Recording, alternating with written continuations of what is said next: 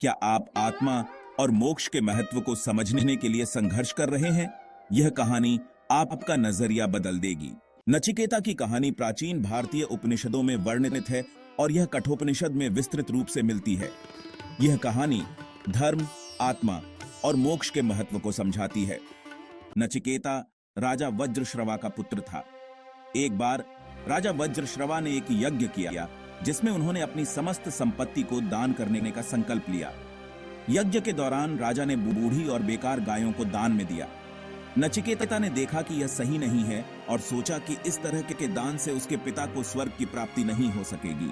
नचिकेता ने अपने पिता से कहा, पिताजी, आप मुझे किसे दान करेंगे?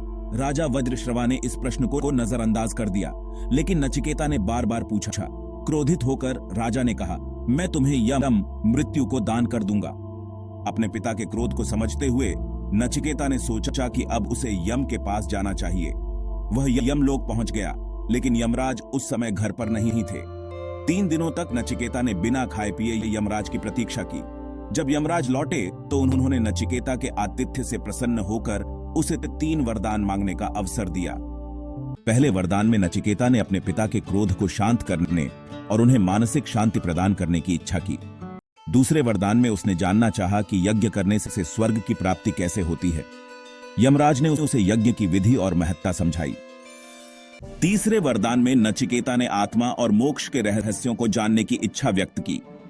यमराज ने पहले उसे अन्य वरदान मांगने के लिए प्रेरित किया, लेकिन नचिकेता अपनी जिज्ञासा पर अडिग रहा। यमराज ने नचिकेता को आत्मा की अमरता, आत्मज्ञान और मोक्ष का गूढ़ ज्ञान प्रदान किया।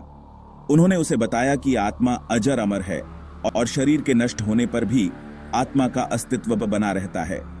मोक्ष की प्राप्ति आत्मज्ञान से होती है और इसे पाने के लिए व्यक्ति को माया से मुक्त होना आवश्यक है।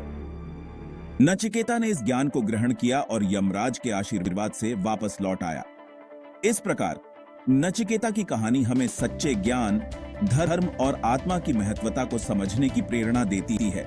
आइए हम भी नचिकेता की तरह अपने जीवन में सच्चे ज्ञान और आत्मा की खोज करें और अपने आध्यात्मिक पथ पर आगे बढ़ें। अगर आपको यह कहानी पसंद आई हो तो हमारे चैनल को सब्सक्राइब करें और बेल आइकन दबाएं ताकि आप हमारी नई वीडियोस की नोटिफिकेशन पा सकें। धन्यवाद।